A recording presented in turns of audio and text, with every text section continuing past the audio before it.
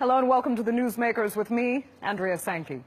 He promised to crack down on the illegal drug trade, and his supporters say he's delivering. Philippines President Rodrigo Duterte has called on soldiers, police, and even citizens to kill those involved in drug crimes. Now, since he took office at the end of June, more than 1,000 people have been killed or gone missing in what critics say are extrajudicial acts encouraged by a leader with no regard for human rights. Now, over the weekend, Duterte reaffirmed his shoot-to-kill order, promising immunity from prosecution.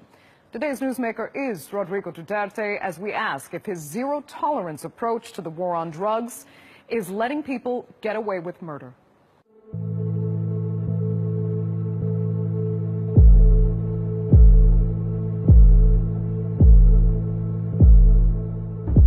The human cost of Rodrigo Duterte's war on drugs is rising, and now he has officials in his sights. On the weekend, Duterte named more than 150 people, including mayors, judges, and police with alleged links to the drug trade. We will not stop until the last drug lord, the last financier, and the last pusher have surrendered or put behind bars or below the ground. Since he took office in June, more than 700 suspected drug users and dealers have been killed by police or vigilantes. Another 2,700 people have been arrested, and more than 114,000 have turned themselves in. The country has to build new jails because of the overcrowding, and the president says this is just the beginning.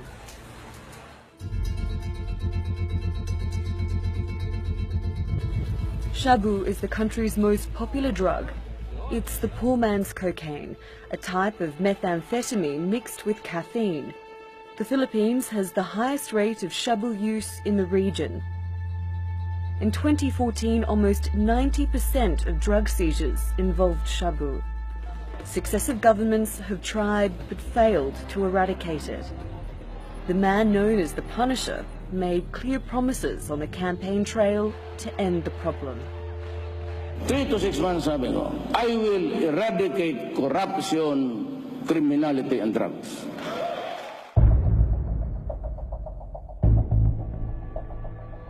There's no end in sight for the crackdown.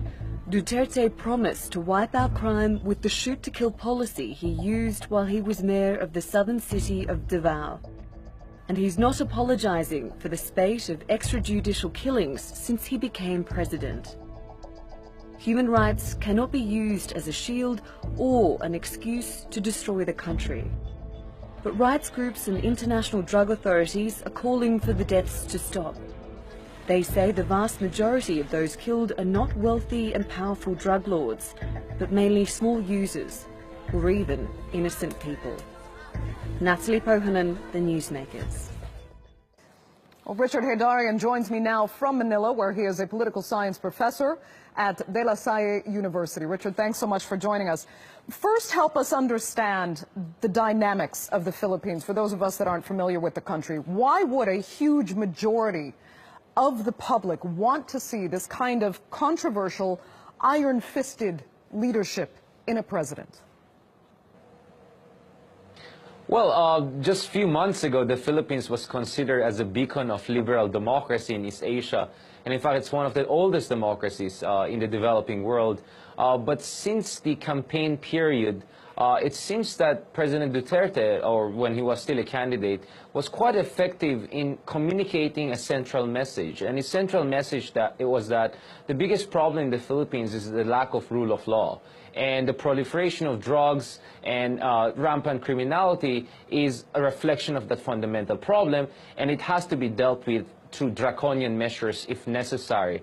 And I think it's not only a question of the campaign strategy and the effectiveness of the rhetoric of President Duterte. I think statistics also show that index crime has increased over the past few years in the Philippines as the economy picked up.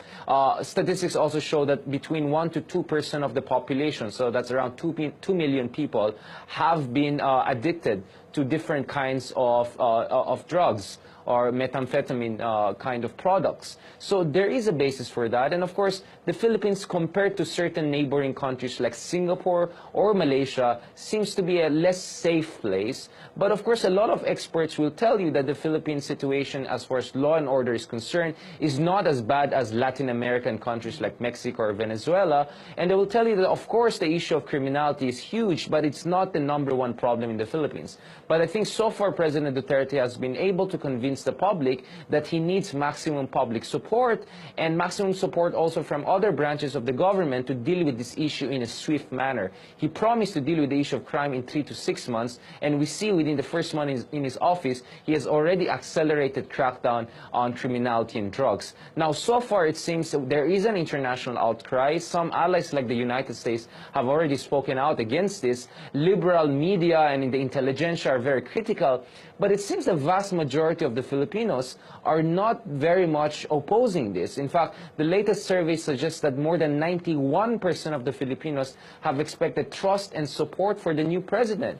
So it seems that these liberal values of civil rights or due process don't seem to be as much embedded in the Philippines. And I think it's clear that what's happening in the Philippines is something common all across democracy in the world. I mean, in the United States, you have someone like Donald Trump saying that we should torture the families of suspected terrorists or ban all Muslims from entering America, and yet he is garnering significant support among the electorate. So I think no surprise that in developing countries in the Philippines, many people are saying maybe it's time to focus on safety before issues like due process and civil rights.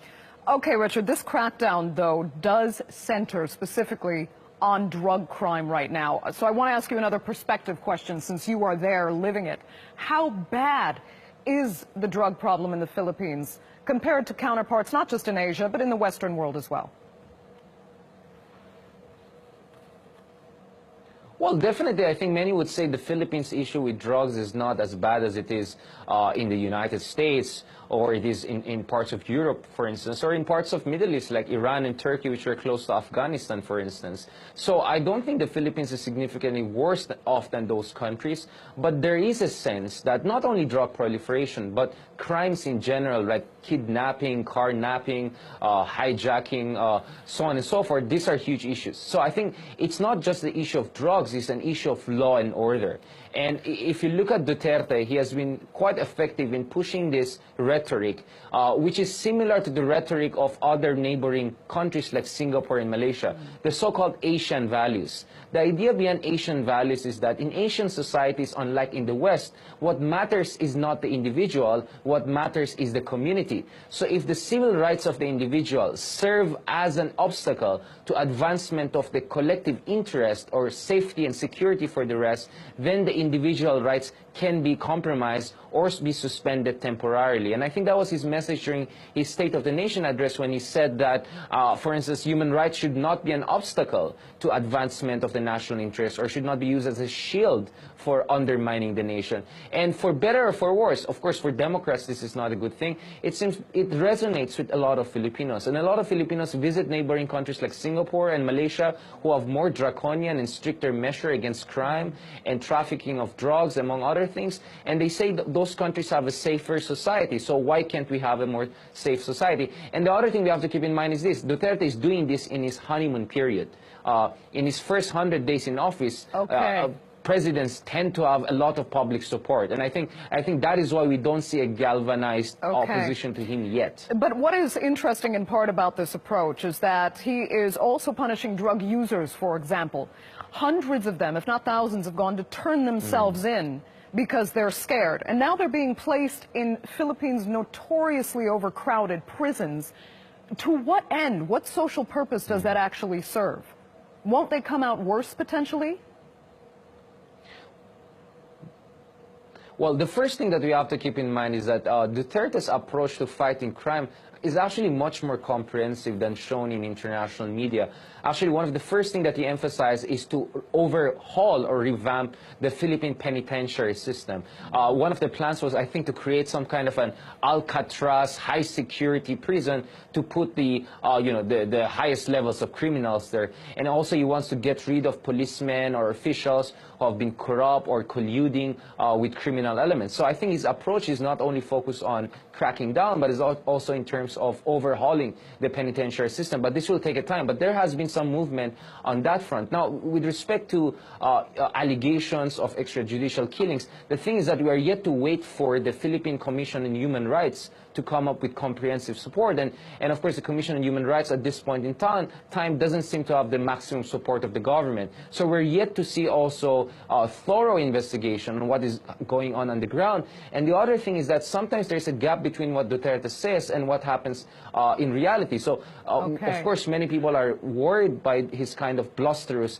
rhetoric, but it remains to be seen whether he has given actual executive order for extrajudicial kind of activities. And I think this is why we're still in the level of allegations, but nonetheless, there's a huge concern that things may get out of control.